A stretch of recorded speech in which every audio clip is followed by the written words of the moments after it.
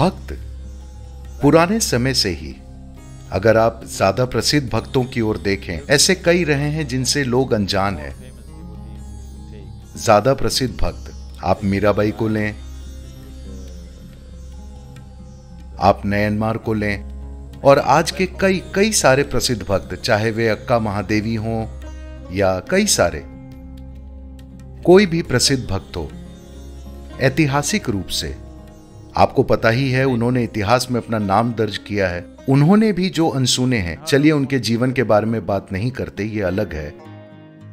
अपने भीतर वे बहुत ही अच्छी स्थिति में थे, पर उनके जीवन में उन्होंने बहुत ज्यादा मुसीबतों को बुलावा दिया, हमेशा। क्योंकि जैसा कि आप कह रहे हैं, बिना किसी उम्मीद के समर्पित, ये एक बहुत बहुत खराब शब्द है, आशाहीन समर्पण। लेकिन नाउम्मीदी एक अच्छी चीज है।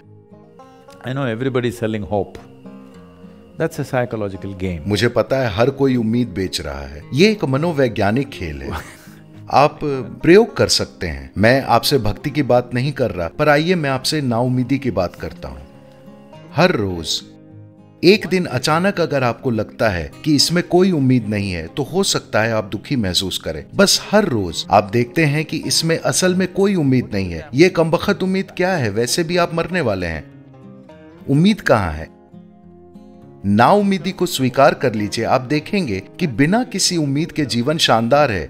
जहां कोई उम्मीद नहीं होती, वहां कोई अपेक्षा नहीं होती। जब कोई अपेक्षा नहीं होती, तब कोई निराशा नहीं होती। आप बस आनंद में रहना सीखिए। वसंत चल रहा है। ये यूरोप और अमेरिका की तरह नहीं है, मतलब सभी चटक रंगों का आपके सामने आना नहीं। पेड़ों पर सूक्ष्म चीजें होंगी, आपको उन्हें खोजना होगा। हीरे जवाहरात की तरह ये अभी पेड़ों पर बैठे हैं, आपको इसे खोजना होगा। ये आपके चेहरे पर नहीं फूट पड़ेगा, क्योंकि ये ट्रॉपिकल क्लाइमेट है। ये आपके साथ इस तरह की चीजें करता है, आपको पता तक नहीं चला कब सर्दियों से वसंत आ गया। ये किसी ठंडे देश जैसा नहीं है, जहां सब कुछ सचमुच में ठंडा होता है और तब सूरज ऊपर आता है और वहां परिवर्तन नाटकीय होते हैं। यहां ये सूक्ष्म है, आपको ध्यान देना होगा। अगर आप नाउम्मीद हैं, तो आप हर चीज पर ध्यान देंगे।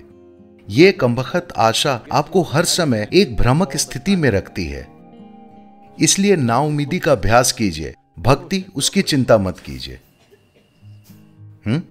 नाउम्मीदी को स्वीकार कर लीजिए, उम्मीद मत कीजिए। आप बहुत निराश लग रहे हैं। नाउम्मीदी का अभ्यास करें, जागरूक नाउम्मीदी। सच में इसमें कोई उम्मीद नहीं है। आप देखेंगे कि आप अपने जीवन में एक अच्छी जगह पर होंगे। उम्मीद एक चाल है, ये एक मनोवैज्ञानिक चाल है। ये आपके सामने लटकी हुई एक ऐसी हड्डी है जिसे आप कभी नहीं पकड़ पाएंगे। अगर आप किसी कुत्ते के सामने एक हड्डी लटका देते हैं, तो वो जीवन भर उसके लिए दौड़ेगा। यही उम्मीद है। नाउम्मीद बन जाइए। आपके लिए उम्मीद कहां है? मेरा विश्वास कीजिए, आपके लिए हो सकने वाली सबसे अच्छी चीज होगी ईशा शमशान। वरना मुझे नहीं पता आप कहां मरेंगे। इसलिए कोई उम्मीद नहीं है। आपको लगता है आप बच जाएंगे? आपको लगता है आप बच जाएंगे? नहीं, तो कोई आशा नहीं। अपनी नाउम्मीदी को स्वीकार कर लीजिए। आप पाएंगे कि आप बहुत सुंदर हो जाएंगे।